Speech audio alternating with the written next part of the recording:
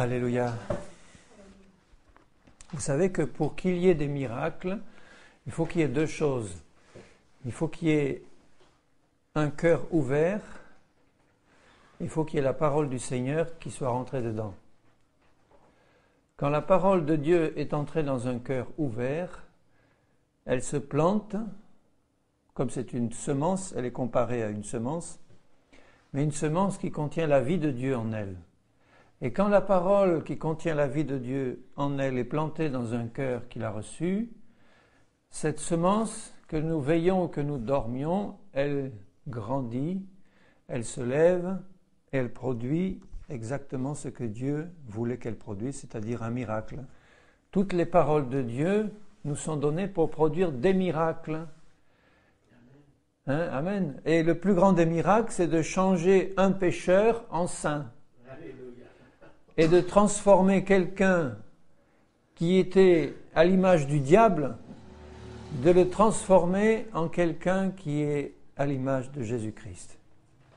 Puisque c'est notre but, c'est ça, c'est de manifester pleinement la vie de Jésus en nous, dans tous les domaines de notre vie, pour être un jour semblable à son image, à la mesure de la stature parfaite de Christ. Alors ne l'oublions jamais, ce que Jésus veut faire de nous. Pour ça, il faut lui appartenir déjà. Jésus ne peut pas transformer une vie qui ne lui appartient pas. Il va travailler dans son cœur par le Saint-Esprit pour l'amener au salut, à la repentance et à la compréhension de la parole, mais il ne peut pas travailler dans le cœur de quelqu'un qui ne lui appartient pas. Et quand on lui appartient, quand on s'est repenti de ses péchés par l'action du Saint-Esprit et de la parole, on appartient à Jésus. On a reçu son esprit qui habite en nous. Et son esprit, qui est Dieu, est absolument indispensable pour rendre vivante la parole de Dieu dans nos cœurs et pour l'appliquer à nos vies, pour nous faire grandir dans la perfection. C'est un don merveilleux. Alors ce soir, je voudrais parler encore plus profondément de la victoire sur le péché. Est-ce que vous vous rendez compte que nous péchons encore chaque jour? Si je vous posais la question, combien de temps y a-t-il maintenant, à l'heure où je vous parle, combien de temps depuis que vous avez demandé pardon à Dieu pour la dernière fois, pour un péché que vous avez commis? Combien de temps? Je ne vous demande pas de répondre, mais il y a combien de temps que vous avez demandé pardon pour la dernière fois d'un péché que vous avez commis? S'il y a un très long temps qui s'est passé, il y a quelque chose de pas normal qui se passe dans votre vie. S'il y a longtemps que vous n'avez pas demandé pardon à quelqu'un pour une offense que vous lui avez faite, il y a quelque chose de pas normal. C'est que nos cœurs se sont endurcis parce que nous offensons les autres encore trop souvent. On les offense encore, en tout cas. Et si nous n'avons pas demandé pardon ni à Dieu ni à quelqu'un depuis longtemps, c'est un indice qui n'est pas bon parce que c'est un indice que notre cœur s'est endurci. Parce que nous continuons à pécher, mais le Seigneur nous donne une pleine victoire sur le péché jusqu'à ce que nous puissions marcher pleinement dans la victoire qu'il nous a donnée. C'est possible. Hein?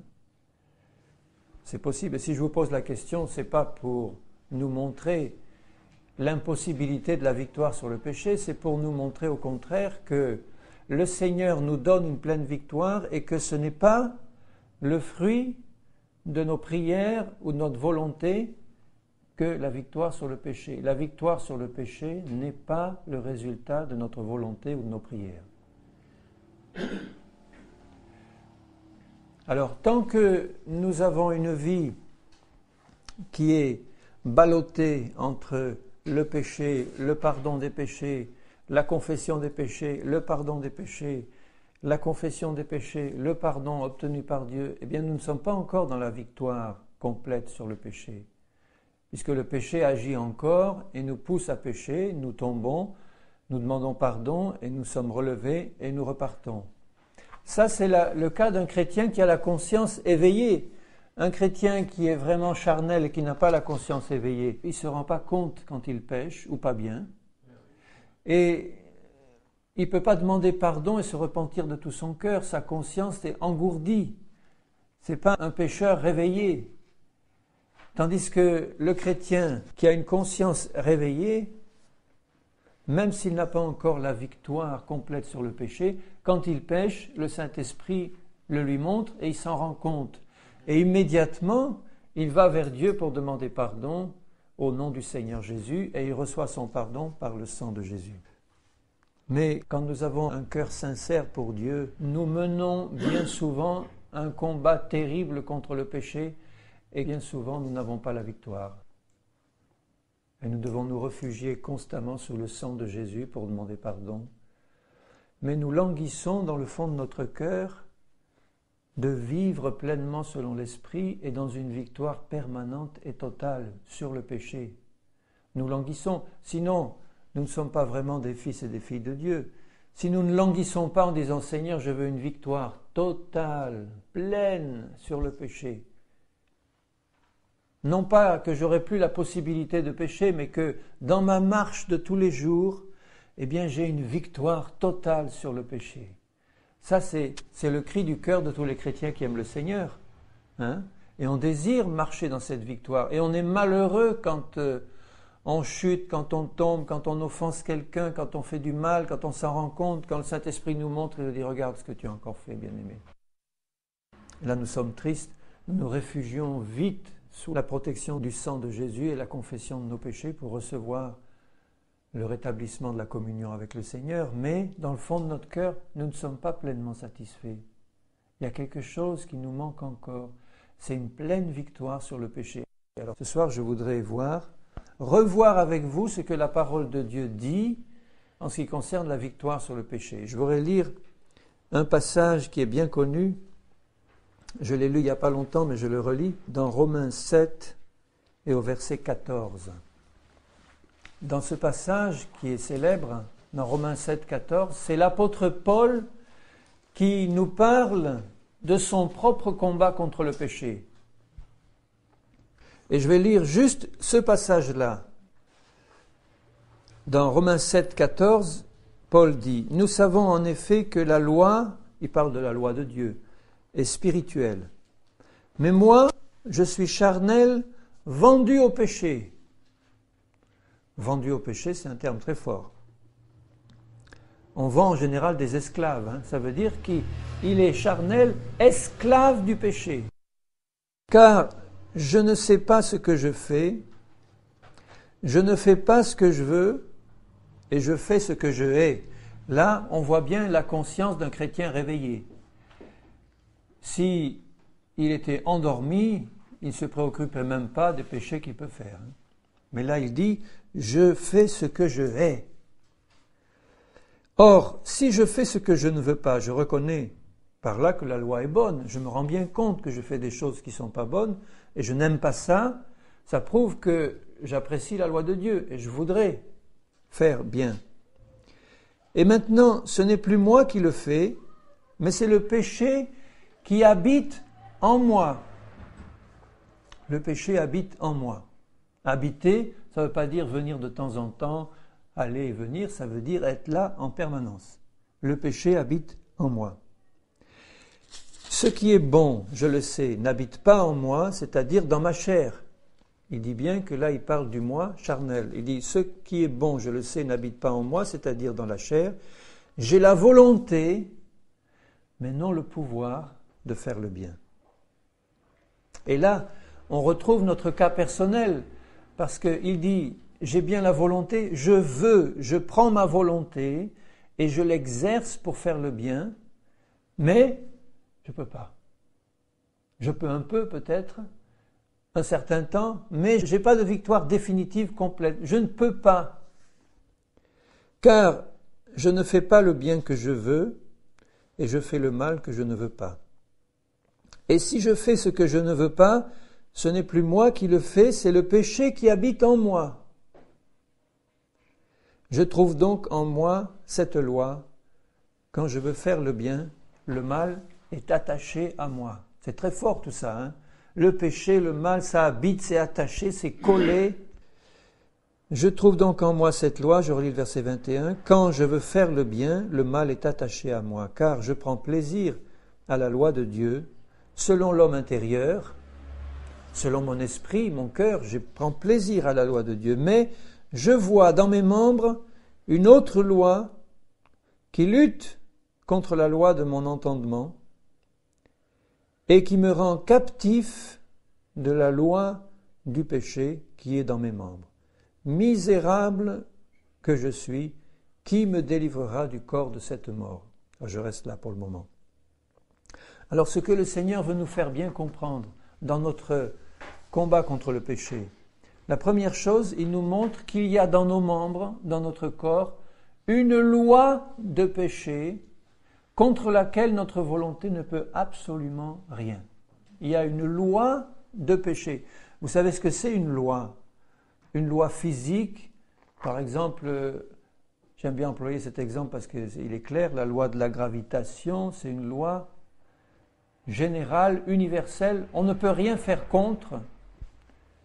Enfin, disons en règle générale, hein, quand on est sur cette terre, tous les objets qu'on lâche tombent, nous y compris.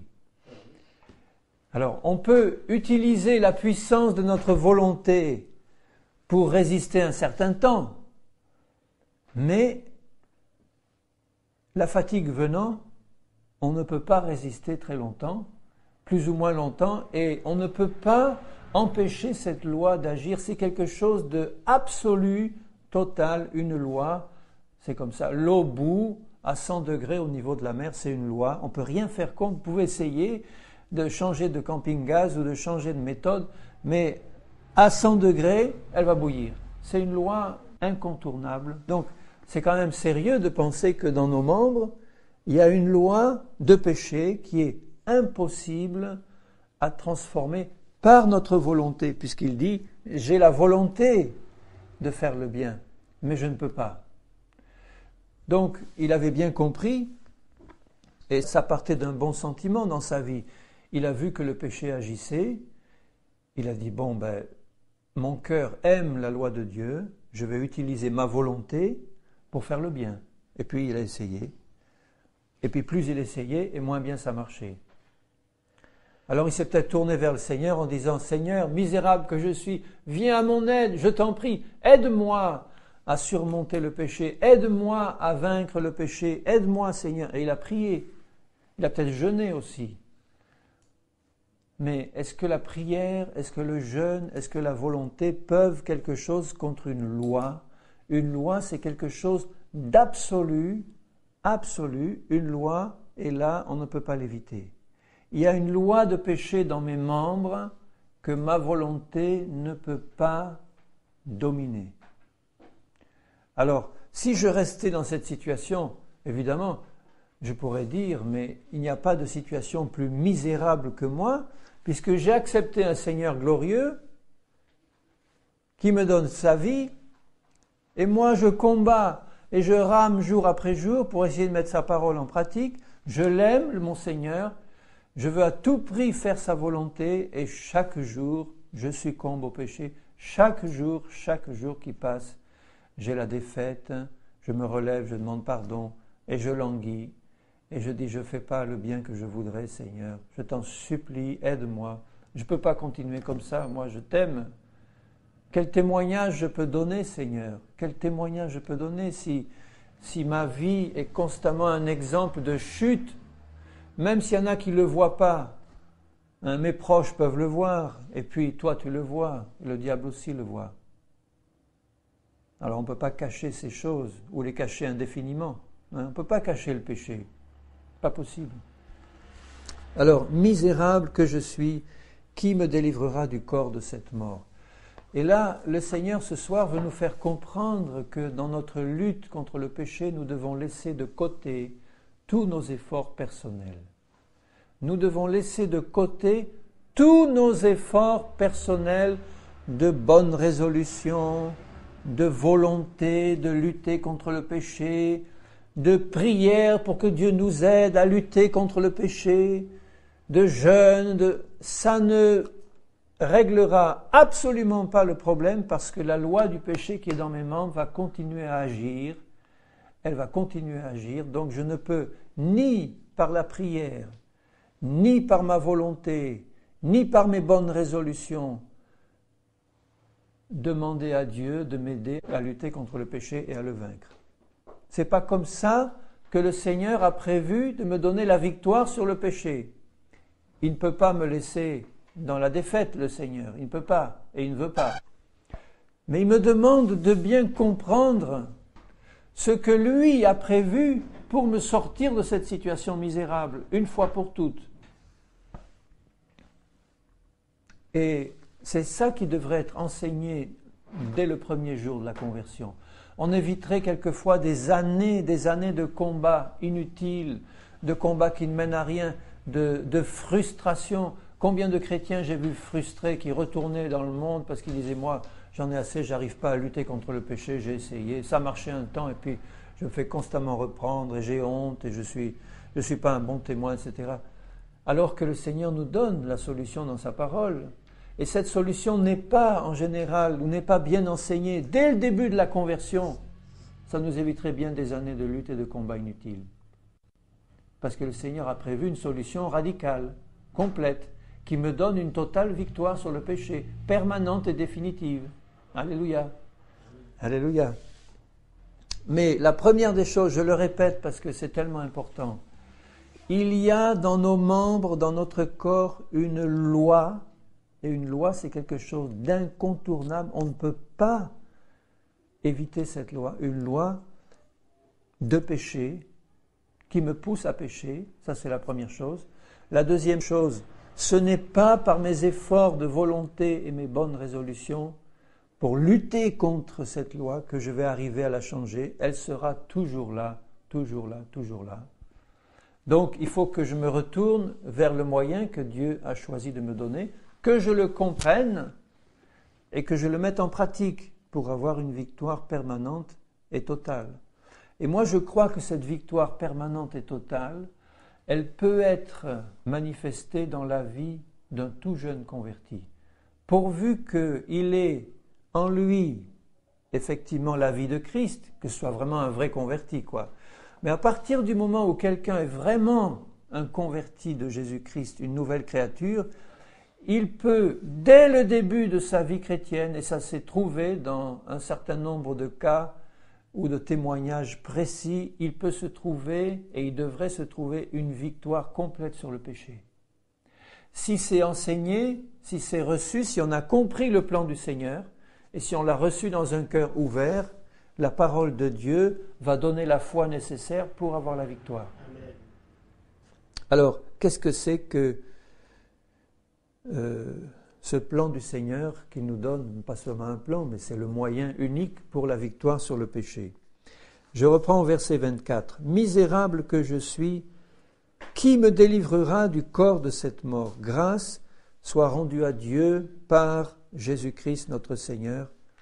Ainsi donc, moi-même, je suis par l'entendement esclave de la loi de Dieu, et je suis par la chair esclave de la loi du péché. » Jusque-là, il y a un problème. Hein. Il y a deux lois qui agissent. La première loi agit dans mes membres et me pousse à pécher de manière constante, absolue. Et il y a la deuxième loi, par l'entendement, la loi de Dieu. Et au chapitre 8 et au verset 1er et suivant, il explique en quoi va consister cette victoire définitive sur le péché. Il n'y a donc maintenant aucune condamnation. Et la condamnation, c'est un mot qui veut dire à la fois jugement, mais qui veut dire aussi handicap spirituel. Puisque le chrétien qui est sous la loi du péché, il est constamment handicapé, il ne peut pas s'en sortir. Et en plus, il est sous le jugement, parce qu'il est sous le péché, donc il se réfugie en permanence dans la confession et le pardon reçu par la foi, mais ça ne règle pas le problème du péché, il y retombe sans cesse. Alors que là, il dit, il n'y a donc maintenant aucune condamnation.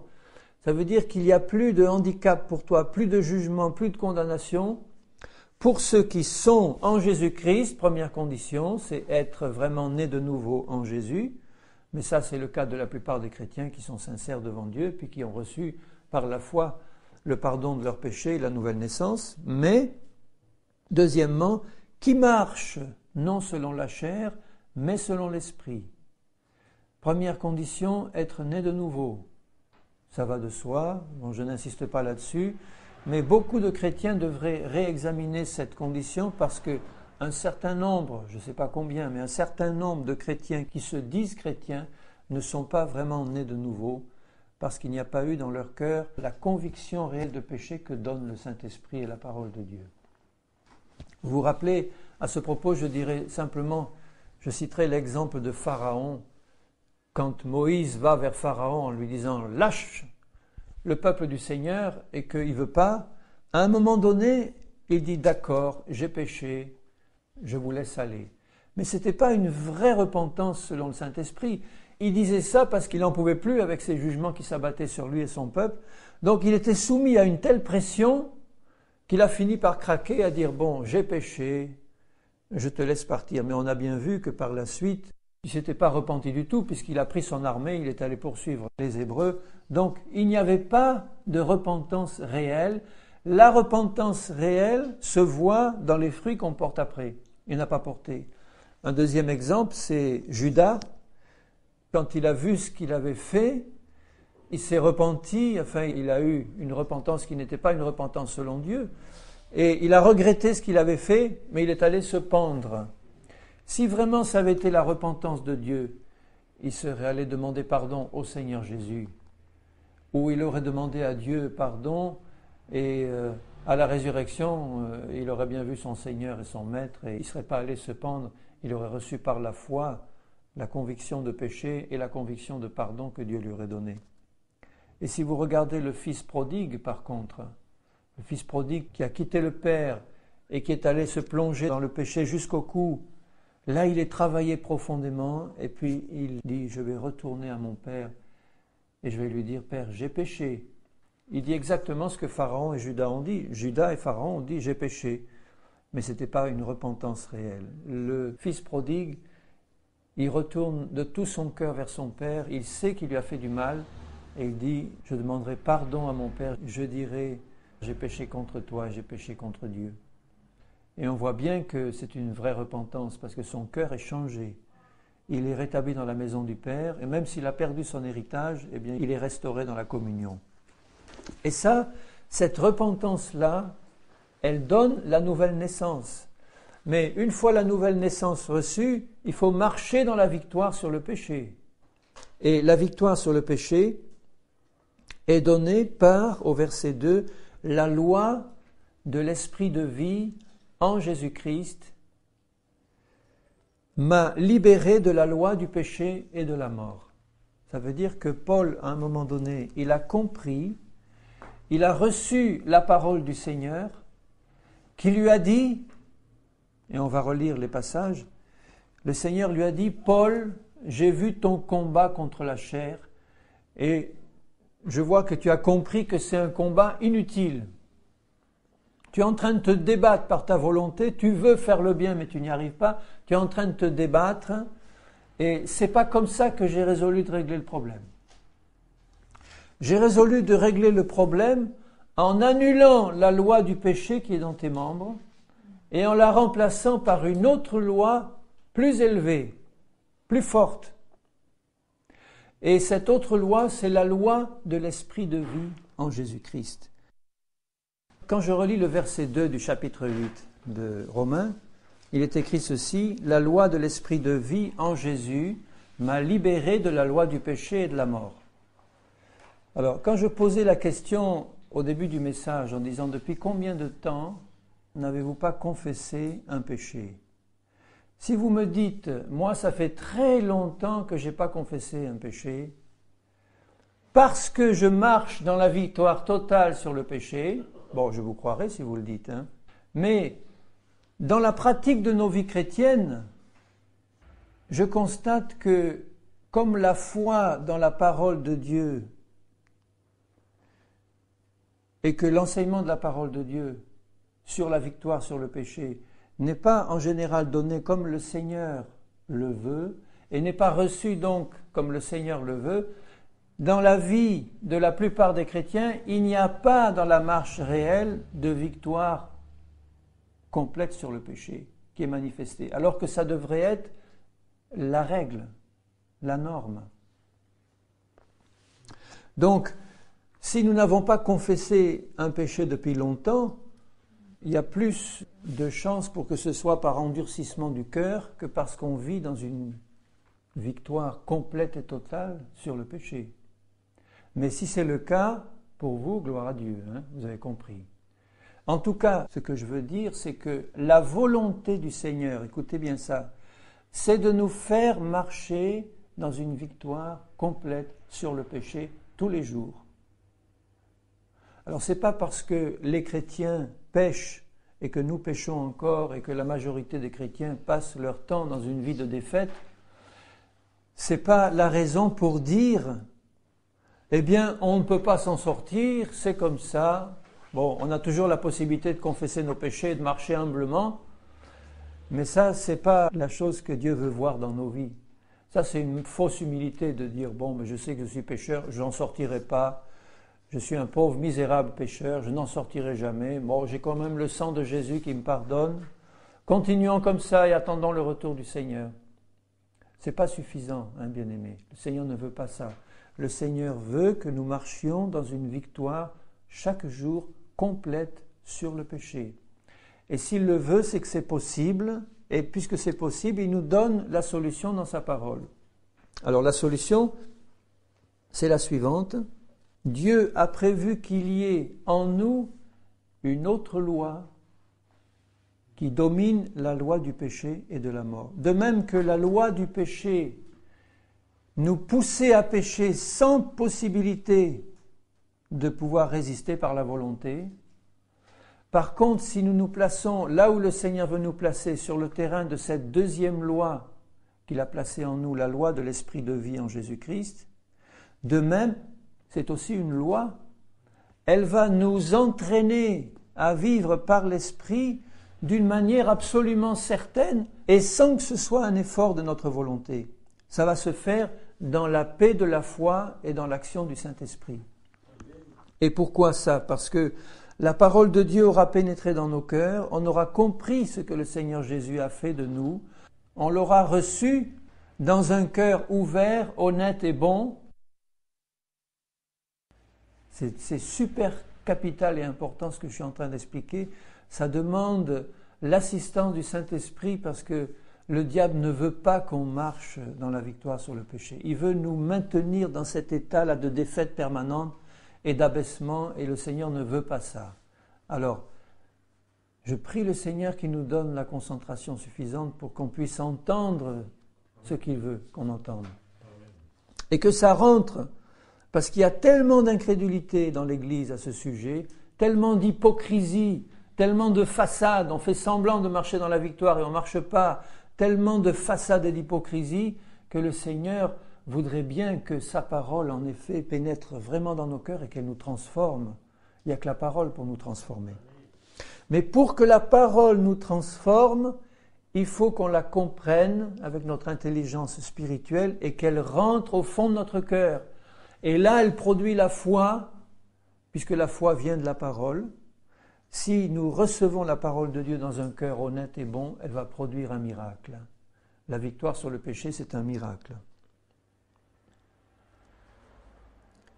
Car chose impossible à la loi, parce que la chair la rendait sans force, Dieu a condamné le péché dans la chair en envoyant à cause du péché son propre Fils dans une chair semblable à celle du péché. Alors, regardez un peu le tableau. Il y a dans l'Ancien Testament les croyants qui n'étaient pas nés de nouveau. Ils avaient tous dans leur chair la loi de péché qui agissait sans aucune possibilité d'en sortir. Pas un seul n'a pas péché. Pas un seul n'a réussi à marcher dans la victoire complète. Donc ils étaient là, et il y avait devant eux une autre loi, la loi de Dieu. La loi de Dieu qui leur donnait des commandements et des punitions. Et s'ils faisaient certaines choses, la loi de Dieu s'appliquait. S'ils ne faisaient pas certaines choses, la loi de Dieu s'appliquait. C'était une loi. une loi inéluctable aussi, inévitable. Alors il y avait la loi du péché dans leur corps, la loi de Dieu en face d'eux. Ils ne pouvaient pas la respecter, en tout cas pas complètement, à cause de la loi du péché. Et ils étaient constamment obligés de demander le sacrifice des agneaux et des animaux au temple et d'appliquer le sang des animaux pour couvrir leurs péchés. Mais c'était une situation qui était vraiment pénible pour ceux qui aimaient Dieu. Et ils étaient là languissants de l'arrivée du Messie qui allait régler les problèmes d'une manière absolue, totale. Et quand le Messie, Jésus-Christ, est venu, il est dit qu'il a été envoyé dans une chair semblable à la nôtre pour prendre sur lui les péchés du monde et prendre sur lui notre condamnation à mort qui nous revenait à cause de notre péché. Cette loi de péché qui habitait dans nos membres, elle nous poussait à pécher et elle nous condamnait à mort. C'était une loi de péché et de mort. La loi du péché et de la mort nous tire vers la mort d'une manière absolue. Jésus a pris sur lui, dans sa mort, notre propre mort. Il a pris notre propre condamnation à mort et il a pris sur lui notre nature adamique qui nous poussait constamment à pécher, puisqu'il est appelé le dernier Adam. Et le dernier Adam est celui qui, par sa mort, met un point final à notre vieille nature. Par la mort de Jésus-Christ, notre vieille nature est réduite à néant. C'est-à-dire que cette loi du péché et de la mort qui vivait dans notre vieille nature et dans nos membres, elle a été mise à mort en Jésus-Christ et nous étions en Jésus-Christ il y a 2000 ans mis à mort en lui, au moment où il est mort. C'est toute notre nature de péché avec cette loi de péché qui a été mise à mort en lui par le Père au moment où Jésus est mort sur la croix. Et ça, Jésus, le Seigneur, par le Saint-Esprit, veut nous le faire comprendre parce qu'à partir du moment où on l'a compris dans notre intelligence spirituelle, si tu apprends à te regarder comme Dieu dit que tu es, Dieu dit, en te regardant, ta vieille nature de péché, où il y a une loi de péché qui te poussait constamment à pécher, elle a été mise à mort en Jésus-Christ. Il n'y avait aucune possibilité de l'améliorer, il n'y avait aucune possibilité de la rafistoler, il n'y avait aucune possibilité même de lui donner une force supplémentaire pour mieux résister au péché. Elle était irrécupérable, vendue au péché, et à l'instant où Jésus est mort, toute ta vieille nature est morte en lui. Donc, cette loi de péché qui habite dans mes membres, et qui y habite toujours, puisque ce corps n'a pas encore été ressuscité, eh bien, je la regarde maintenant comme Jésus la regarde, puisqu'il me dit, ne t'inquiète plus de cette chair où habite la loi du péché, cette chair a été crucifiée avec moi et en moi. Cette loi de péché qui est dans cette chair n'agit plus en toi parce que cette chair est crucifiée, elle est morte en Jésus-Christ. C'est une parole de Dieu qui est une semence vivante. Et si je reçois cette parole dans un cœur ouvert, sans incrédulité, l'incrédulité consisterait à dire « Oui, Seigneur, tu le dis bien, d'accord que ma chair est crucifiée, mais je ne le vois pas dans ma vie. Je me vois pécher tous les jours, je me vois bien misérable, je me vois bien chuter et pécher. Donc, ce n'est pas vrai. » Et là, on est en pleine incrédulité par rapport à la parole. Ce que nous devrions dire au contraire, c'est dire « Seigneur, ta parole dit que ma chair a été crucifiée en Jésus, je la reçois. Je l'accepte, avant même de l'avoir accomplie dans ma vie pleinement, je l'accepte puisque c'est par la foi que je le verrai. La foi agit avant la vue. Je le reçois par la foi. J'ouvre mon cœur à ta parole, Seigneur. J'ouvre pleinement mon cœur à ta parole qui me dit que ma nature charnelle a été crucifiée il y a 2000 ans avec Jésus. Je ne le vois pas, ça me serait impossible de le croire uniquement d'après ce que je vois, mais je le crois parce que tu le dis. Et parce que tu le dis, je le reçois dans un cœur ouvert. et je garde la foi en ta parole. Cette parole même produit la foi en moi. Et je vais me considérer comme tu dis. Je vais considérer cette chair comme un cadavre ambulant. Cette chair dans laquelle habite la loi de péché, c'est un cadavre ambulant. Et si tu regardes ta chair comme un cadavre, ça va changer dans tes attitudes de tous les jours. Si tu la considères comme Dieu la considère, un cadavre mort en Christ il y a 2000 ans, eh bien, elle n'aura plus la puissance qu'elle a jusqu'à présent pour te pousser à pécher. Regardez dans Philippiens 1, au verset 20, la fin du verset 20, Philippiens 1, 20, où il dit « Christ sera glorifié dans mon corps ». Il parle de son corps, remarquez bien. Il sait très bien, lui qui a écrit l'épître aux Romains, que son problème de lutte contre le péché a été réglé dans son corps. Il a reçu la parole de Dieu avec foi et c'est réglé. Il dit « Je sais que Christ sera glorifié dans mon corps avec une pleine assurance, soit par ma vie, soit par ma mort, car Christ est ma vie. »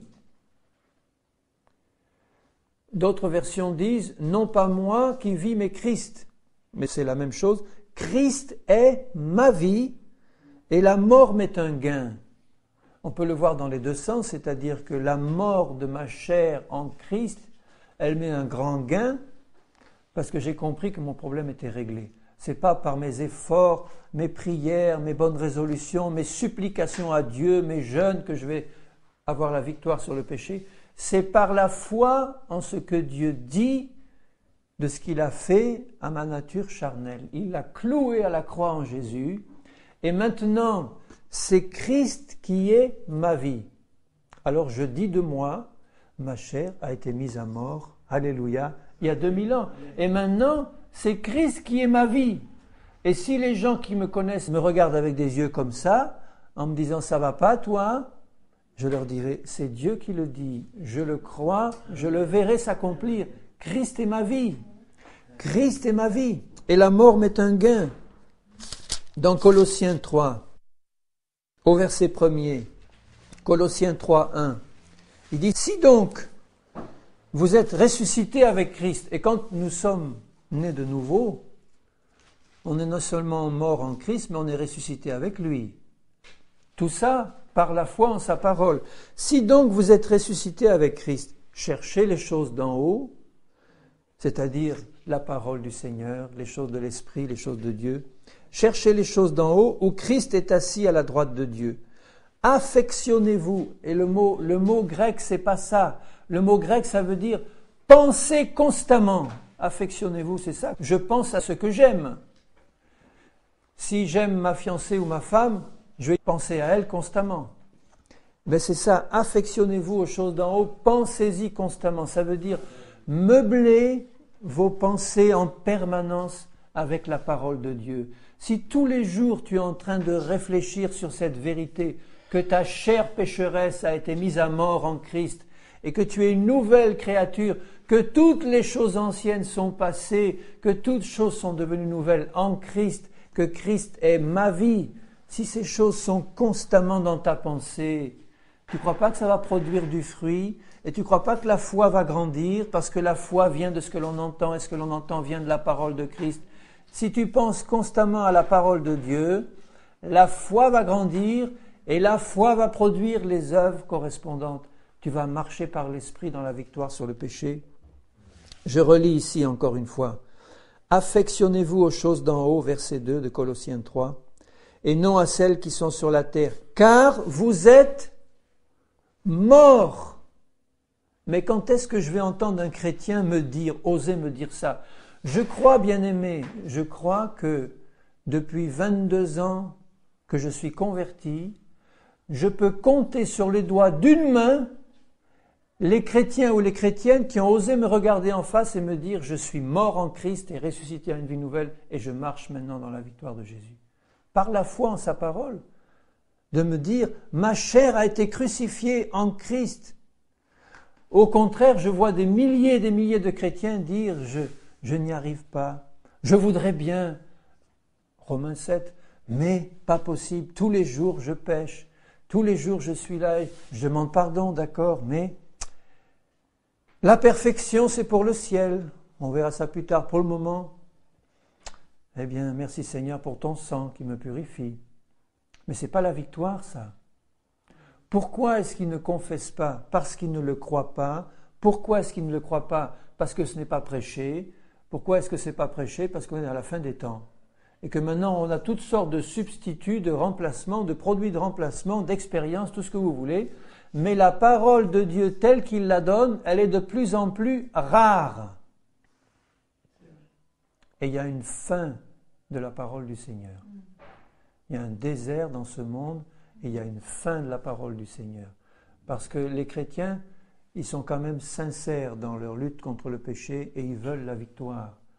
Et ils ne l'ont pas parce que soit ils n'ont pas compris, on ne leur explique pas, ou ils n'ont pas reçu dans la foi, ou ils n'ont pas entretenu ces paroles. Mais c'est pourtant ce qui est écrit. Il ne dit pas, car un jour vous allez mourir à cette vie de péché si vous êtes fidèle et que vous marchez toujours avec Dieu. Il dit, car vous êtes morts et votre vie, elle est cachée avec Christ en Dieu. Cachée parce que le monde ne voit rien de tout ça. Les chrétiens charnels non plus, ils ne peuvent pas voir. Mais votre vie, elle est cachée. Quand Christ, votre vie, paraîtra, alors vous paraîtrez aussi avec lui dans la gloire. Mais voyez ce qu'il dit. Christ, dans Colossiens, il disait Christ est ma vie. Ici, il dit Christ, votre vie, la mienne, il peut dire. Christ est ma vie. Pourquoi? Parce qu'il habite en moi. Parce que le Saint-Esprit habite en moi. Celui qui a inspiré la parole habite en moi. Christ est ma vie. Et quand la vie de Christ s'exprime, la victoire sur le péché, elle est acquise parce que Christ ne pêche pas. Et si je laisse la vie de Christ couler en permanence parce que je crois qu'il habite en moi et que je crois que mon corps de péché est mort avec lui et que je suis né à une vie nouvelle en lui, ça veut dire qu'aujourd'hui où tu m'entends, toi, mon frère, ma sœur, aujourd'hui où tu m'entends, dans ta nature à toi, il n'y a plus un gramme de ton ancienne vie passée.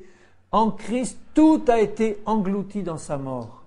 Il n'y a plus un atome de ta vie passée. C'est la parole qui le dit. Si tu vois encore se manifester des choses du passé, c'est que la foi n'est pas encore parfaite dans ta vie, dans ce que Dieu dit. Ce n'est pas une question de foi, pas d'effort. Ne cherche plus à lutter contre le péché par ta volonté, tu vas t'enfoncer dans la dépression. Tu n'y arriveras pas. Laisse la parole de Dieu constamment rentrer dans ton cœur. Tu es mort en Christ. Seigneur, ma vie passée est morte en toi. Ma nature charnelle, elle a été crucifiée, mise à mort, elle le méritait bien, il n'y avait que ça. Tu es mort, Seigneur, pour ça. Toute ma nature passée, charnelle, mauvaise, elle est morte. Et si je me plonge dans cette pensée, si je la garde dans mon cœur, cette parole de Dieu va faire grandir la foi. Et je vais voir chaque jour qui passe une croissance dans la sainteté et dans la victoire sur le péché. Et elle va devenir complète. Il y a une grande différence entre la croissance dans quelque chose et l'espérance d'obtenir un but ou d'atteindre un but. C'est complètement différent. Si vous espérez un jour atteindre le but de la victoire sur le péché, vous n'y arriverez pas, parce que c'est déjà acquis pour vous. Mais si vous l'avez déjà par la foi et que vous grandissez dans cette victoire, à ce moment-là, c'est complètement différent. C'est quelque chose que j'ai déjà et je suis en train de grandir jour après jour par la foi en cette parole. Je suis en train de grandir dans une victoire parfaite et totale que j'ai déjà en Christ. Vous êtes morts et votre vie est cachée avec Christ en Dieu. Et c'est pour ça qu'il ajoute au verset 5, « Faites donc mourir les membres qui sont sur la terre, l'impudicité, les mauvais désirs, tout ça. Pourquoi est-ce que je peux les faire mourir? Parce que j'ai compris qu'ils sont déjà morts en Christ. Vous êtes morts. Puisque vous êtes morts, eh bien considère ce corps comme mort. Et à l'instant où la tentation charnelle arrive, au lieu de lutter contre par ta volonté, comme tu l'as fait jusqu'ici, remets-toi en communion avec la parole de Dieu et laisse la vie de Christ s'exprimer en toi. elle va te donner la bonne solution. Tu dis, Seigneur, c'est pas mon affaire, c'est la tienne. Hein. C'est ta vie qui est en moi, qui s'exprime maintenant. Moi, ma part, c'est de rester dans la foi en ta parole. Tu dis que je suis mort, je vois une tentation mauvaise de péché qui vient, une tentation de me mettre en colère, une tentation d'impureté, une tentation de ci. Seigneur, ça vient pas de la nature que tu m'as donnée. Ça vient pas de toi, ta vie qui habite en moi. Alors Seigneur, je reste sur le plan de la foi en toi et je laisse ta vie s'exprimer. Et on est dans la paix.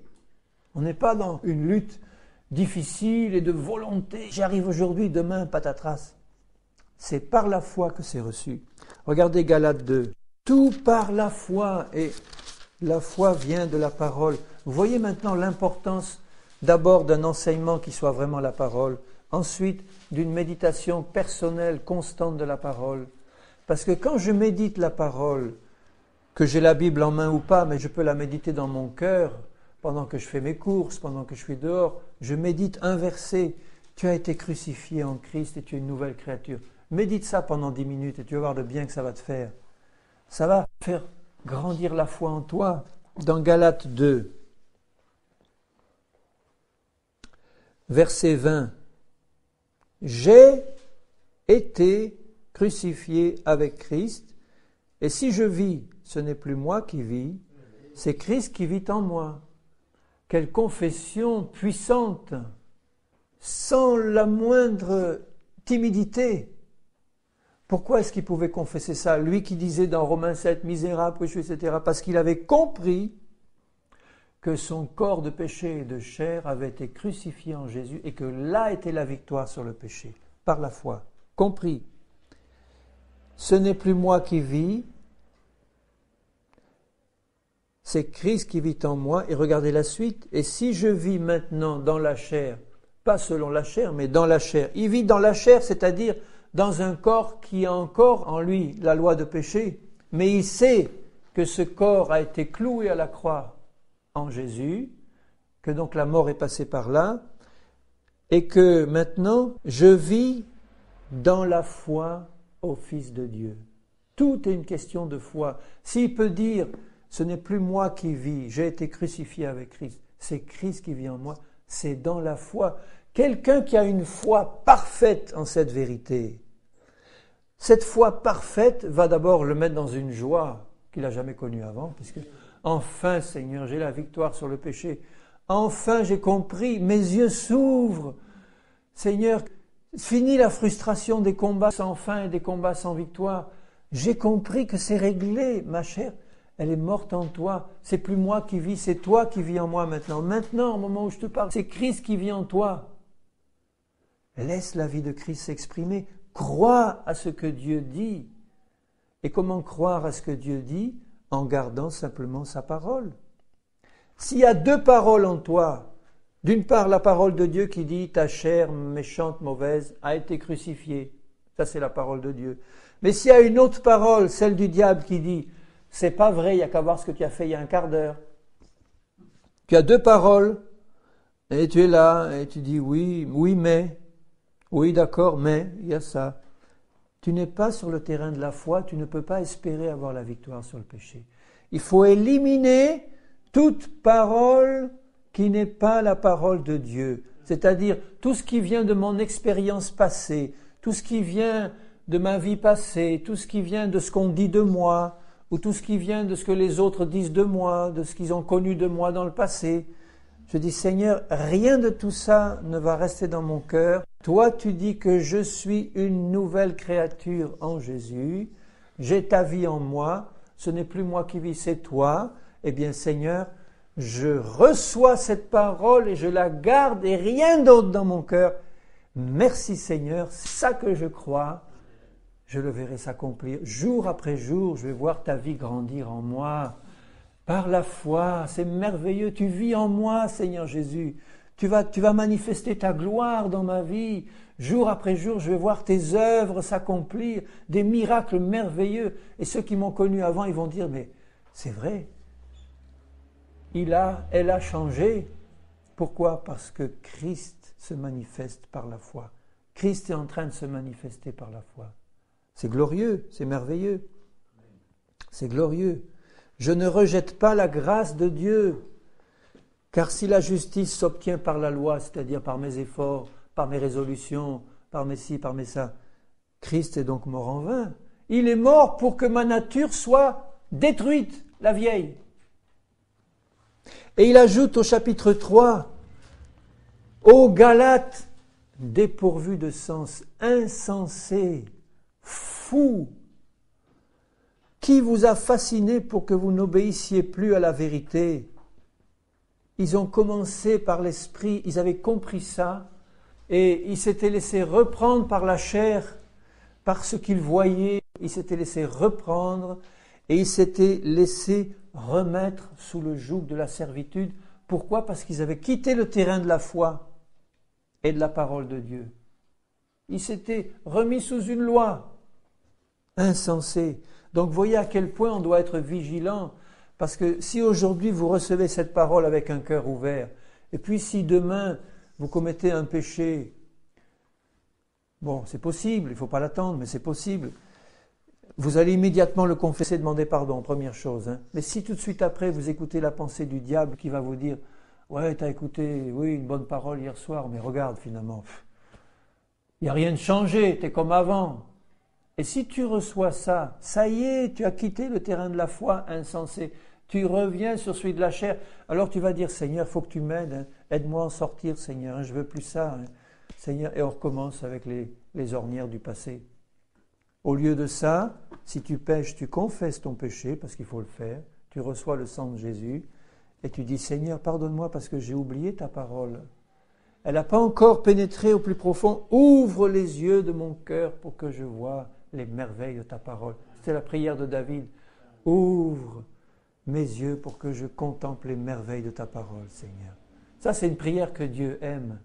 Seigneur, c'est si important que je comprenne ta parole. Tu me dis des choses merveilleuses. Tu me dis que je suis mort en Christ, ressuscité à une vie nouvelle, que c'est plus moi qui vis, c'est toi qui vis en moi.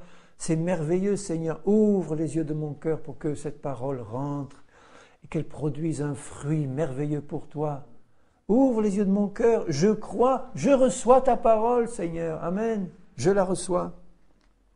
Et je reviens à Romains, et je finirai là-dessus.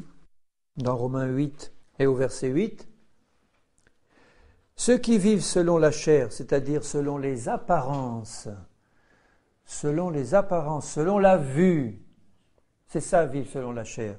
Ceux qui vivent selon la vue, ce qu'ils voient d'eux-mêmes ou des autres, ne sauraient plaire à Dieu.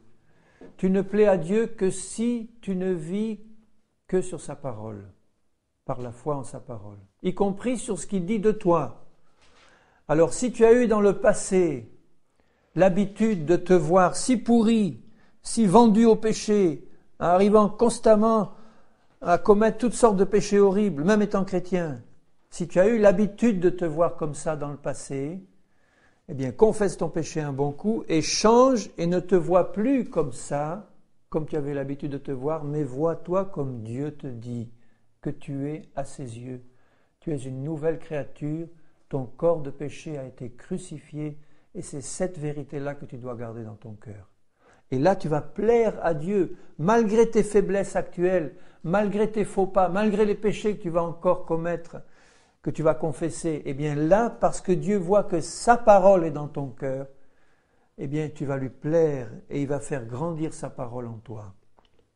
Et il dit au verset 9, « Pour vous, vous ne vivez pas selon la chair, mais selon l'Esprit, si du moins l'Esprit de Dieu habite en vous. » L'Esprit de Dieu habite en moi, Seigneur. Eh bien moi, je ne vis pas selon la chair, je vis selon l'Esprit maintenant. Parce que je sais que ton Esprit habite en moi. Et au verset 10, « Si Christ est en vous, le corps, il est vrai, est mort à cause du péché. » Il le redit, encore une fois. Combien de fois il le dit, Paul? Le corps est mort, mais l'Esprit est vie à cause de la justice.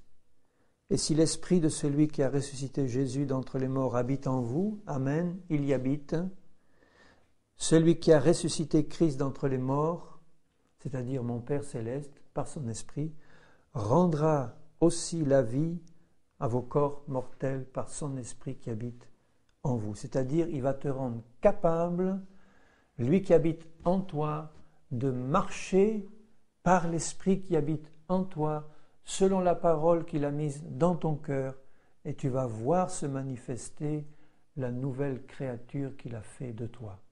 Tu vas le voir se manifester. Nous l'attendons avec persévérance et dans la foi. Et quand nous sommes sur ce terrain de foi, Dieu peut agir puissamment.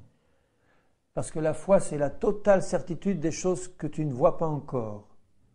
Tu ne vois pas encore la transformation dans tout ton être. Mais si tu reçois par la foi que tu es déjà ce que Dieu dit que tu es, sans l'ombre d'un doute, pourquoi tu peux ne pas avoir de doute? Parce que Dieu le dit. Dieu le dit. Si Dieu le dit, c'est vrai. Au verset 32, « Lui, Dieu, qui n'a pas épargné son propre Fils, mais qui l'a livré pour nous tous, comment ne nous donnera-t-il pas aussi toutes choses avec lui ?» Victoire sur le péché, marche par l'Esprit, manifestation de toute la nature de Christ en moi. C'est merveilleux. Et le dernier verset que je lirai, c'est le verset 29, parce qu'il est pour nous tous, et il stimule notre foi. Ceux qu'il a connus d'avance, il les a aussi prédestinés à être semblables à l'image de son Fils. Et vous savez ce que c'est une prédestination? C'est une loi inéluctable. Prédestiné, ça veut dire destiné à être ça. C'est ça, il vous a prédestiné à être semblable à l'image de son Fils. Ça veut dire parfait en tout, avec plus un gramme de chair et de péché manifesté dans nos vies. Celui qui est parfait habite en nous. Il a la puissance de nous changer si nous restons dans la foi. Amen. Dans la foi en sa parole. Dans la foi en sa parole. Et la foi nous est donnée par sa parole, qui est Jésus et qui est la Bible. C'est merveilleux, hein? Mais pourquoi est-ce qu'on a encore des racines d'incrédulité, bien-aimés? Si le Seigneur Jésus est arrivé au milieu de nous et nous disait avec son regard plein d'amour, il dit, bien-aimé, j'ai vu ton combat, tu combats depuis tant d'années contre le péché, mais cesse de combattre, j'ai fait de toi une nouvelle créature. Ta nature de péché, elle est engloutie dans ma mort. Maintenant, c'est moi qui vis en toi. Je t'ai prédestiné à être semblable à mon image, dans la perfection absolue. Ta vieille nature est crucifiée, ne t'en inquiète plus. Tu as reçu une nouvelle vie en moi. Crois-le, tu le verras. Recevons cette parole comme s'il nous parlait personnellement à chacun. Rien que le fait de prêcher ça, moi, à chaque fois, je sens la foi grandir dans mon cœur. Je me fais du bien moi-même par ces messages, non pas parce que c'est moi qui parle, mais parce que c'est la parole du Seigneur. Et cette parole fait du bien. Elle stimule la foi. Alléluia.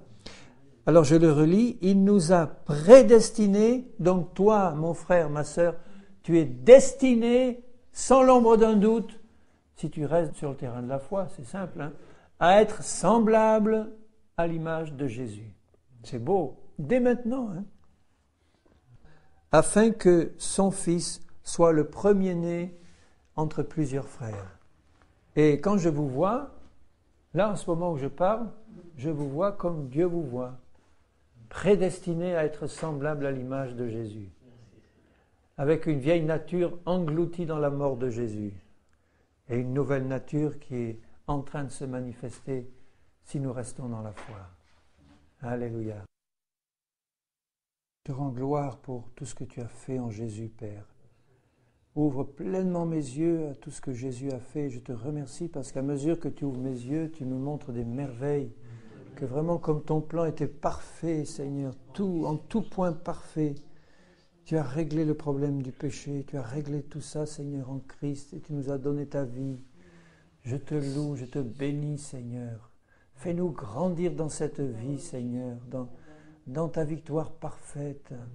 Accomplis ton plan parfait dans chacun de tes enfants, pour la gloire de ton nom, Seigneur. Et je t'en remercie de tout mon cœur. Amen, amen. Merci parce que tu nous donnes tout, Seigneur. Ta parole, tu nous donnes la foi, tu nous donnes la vie. Tu nous donnes, Seigneur, ta nature. Je te bénis pour ce don parfait en Jésus. Sois loué, Seigneur, sois béni. Merci, Seigneur. La création tout entière attend avec impatience, attend ardemment la manifestation des fils et des filles de Dieu. C'est vrai, Seigneur. Merci. Merci pour ce que tu fais, Seigneur. Merci. Donne-nous toujours une attitude équilibrée, Seigneur, une vraie repentance pour les péchés que nous pouvons commettre encore, une vraie conscience par ton esprit de ces péchés, mais aussi une foi totale dans l'œuvre que tu es en train d'accomplir dans nos vies, Seigneur. Une foi parfaite dans l'œuvre accomplie déjà par Jésus, Seigneur, et